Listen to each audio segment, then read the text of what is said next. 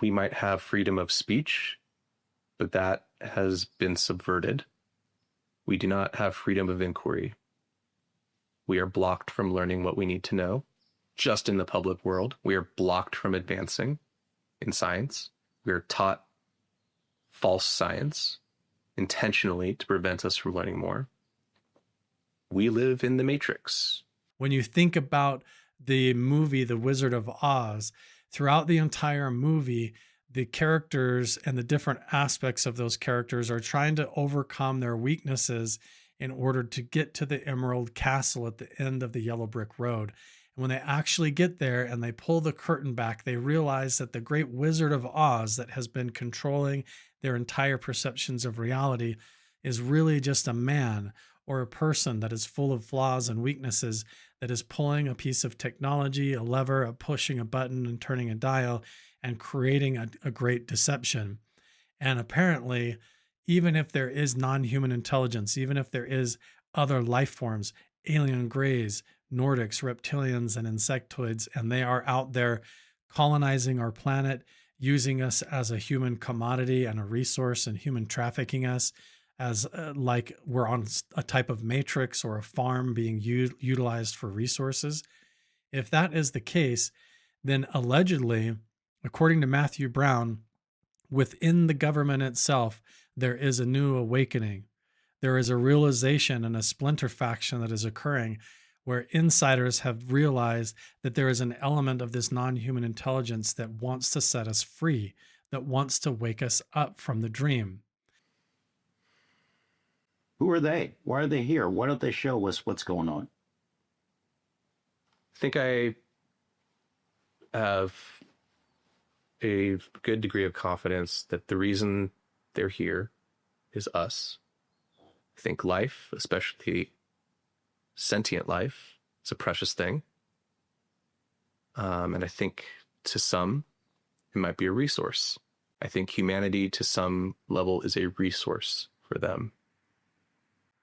Like a commodity? Possibly a commodity, possibly a form of entertainment, possibly medical related. Think they live here? Yes. For all intents and purposes? Yes. Always?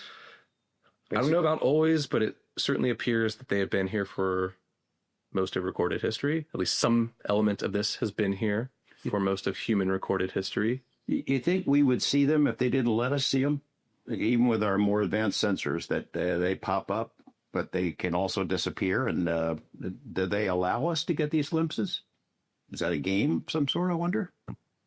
Or an education process? It's a bizarre one that I could not understand if it is a game. I think they're both just as powerful as we think, but also less. And I think there is not a single they here. Certainly multiple factions of the same species, if not multiple species. And all the complexity that brings, which might be our best hope. Do they have an agenda? There's different types. You know, what are your philosophies on this? Like, who are the others? Why are they here? And you've touched upon it. I know we're kind of going back a little bit, but that is the big question. And I just wanted to separate so people understand your exposure and your personal conclusions. So I have been exposed to no direct information on the anatomy, biology, intentions, culture, politics. Never came across those files? Never came across those. I think those are all some of the deepest secrets. Right. They would be if this is correct information. What I have learned is that we live in a dream, a carefully constructed reality. We make use of a science that is tightly controlled and suppressed and distorted. I think we are left behind. Humans. I think normies, the normal humans, the people have been left behind. Us. People need to understand that we might have freedom of speech, but that has been subverted. We do not have freedom of inquiry. We are blocked from learning what we need to know. Just in the public world, we are blocked from advancing in science.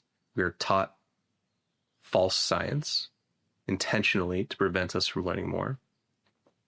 We live in the matrix.